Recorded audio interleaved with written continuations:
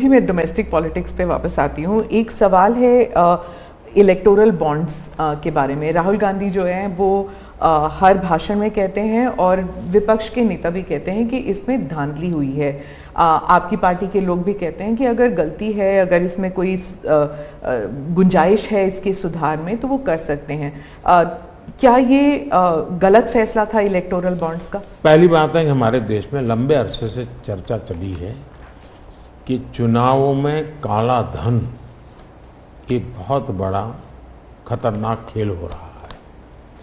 देश के चुनावों को काले धन से मुक्ति मिले, इसके लिए कुछ करना चाहिए। चर्चा लंबे समय से चल रही है। चुनाव में खर्च तो होता ही होता है, कोई इनकार नहीं कर सकता है। मेरी पार्टी भी करती है, सब पार्टियां करती है, कैंडिडेट भी करते हैं, और पैसे लोगों से लेने पड़ते हैं, सब पार्टियां लेती हैं।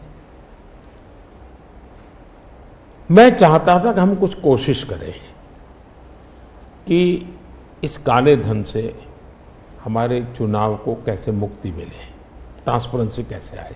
एक प्रामाणिक पवित्र विचार मेरे मन में था।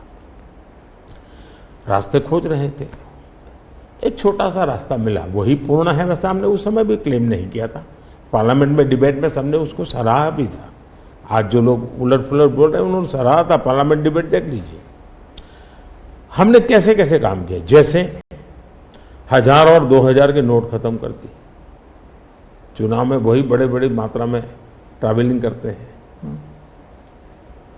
क्यों कि ये काला धन खत्म हो। हमने सुप्रीम कोर्ट ने कहा था कि 20,000 रुपये तक पॉलिटिकल पार्टियां कैश ले सकती हैं। मैंने कानून बनाकर, नियम बना करके 20,000 को 2,500 कर दिया। क्यों? क्योंकि मैं नहीं चाहता था कि ये कैश वाला कारोबार चले। फिर मैंने कहा है कि इलेक्टोरल बॉन्ड, कि जो पार्टी अपना सीक्रेसी मेंटेन करना चाहती है। होता था क्या, जैसे हम पहले बीजेपी में चेक से पैसा लेंगे तय किया, तो सब व्यापारी लोग हमें आकर के कहें साहब हम चेक से दे ही नहीं सकते। हमने कहा क्यों नहीं दे सकते? बोले हम चेक से देंगे तो हमें लिखना पड़ेगा, हम लिखेंगे तो जो सरकार है वो देखेगी कि ये विपक्ष को इतना पैसा दिया, तो हमें तो वो परेशान करेंगे। तो बोले हम तो पैसे देने के लिए तैयार है लेकिन चेक से नहीं देंगे। तो मुझे याद है हमारे 90 के दशक में जो चुनाव में हमको बड़ी दिक्कत आई थी, पैसे नहीं थे हमारे पास, और हम नियम लगा के बैठे थे कि हम चेक से लेंगे। देने वाले देने को तैयार थे, चेक से देने की इनकी हिम्मत नहीं थी।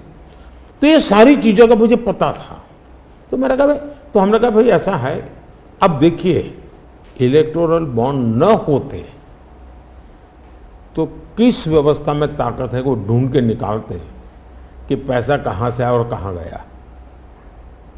ये तो इलेक्टोरल बॉन्ड की सक्सेस स्टोरी है कि इलेक्टोरल बॉन्ड थे तो आपको ट्रेल मिल रहा है मनी का, कि किस कंपनी ने दिया, कैसे दिया, कहाँ दिया। अब उसमें अच्छा हुआ बुरा हुआ वो विवाद का विषय हो सकता है, इसकी चर्चा हो। मुझे जो चिंता है वो, मैं ये कभी नहीं कहता हूँ निर्णय में कोई कमी नहीं होती है। निर्णय तो चर्चा कर सीखते हैं, सुधारते हैं, इसमें भी सुधार के लिए बहुत संभावना है। लेकिन आज हम पूरी तरह काले धन की तरफ देश को धकेल दिया है, और इसलिए मैं कहता हूँ सब लोग पछताएंगे। जब बात में ईमानदारी से सोचेंगे सब लोग पछताएंगे। अब देखिए इलेक्टोरल बॉन्ड का भी विशेषता देखिए कैसा झूठ चल रहा है। कुल देश में 3000 कंपनियों ने इलेक्टोरल बॉन्ड दिए हैं। उसमें 3000 में 26 कंपनियां ऐसी हैं जिन पर कार्रवाई हुई है। ये कहते हैं ना ईडी वीडी टिकना फला, 3000 डोनर है, उसमें सिर्फ 26, और उनमें से 16 कंपनियां ऐसी थी छापा जब लगा उस समय बॉन्ड खरीदा। कोई जोड़ सकता है इसको, अगर बॉन्ड खरीदा, लोग ये जोड़ रहे हैं, उसकी विशेषता ये है कि ये जो 16 कंपनियों ने बॉन्ड खरीदा उसमें से 37 पैसा अमाउंट बीजेपी को डोनेशन में मिली। 37, 63% बीजेपी के विरोधी पार्टियों को मिली। अगर पूरे जोड़े जाएं तो हाँ। मैं ये 16 कंपनी जिसका ईडी सीबीआई कोई न कोई उस समय एक्शन भी हुआ और बॉन्ड भी निकला, 37% अमाउंट बीजेपी ने, 63 ऑपोजिशन को। क्या ईडी रेड करे और ऑपोजिशन को डोनेशन देने का कार्यक्रम बंद करे? क्या बीजेपी ऐसा करेगी?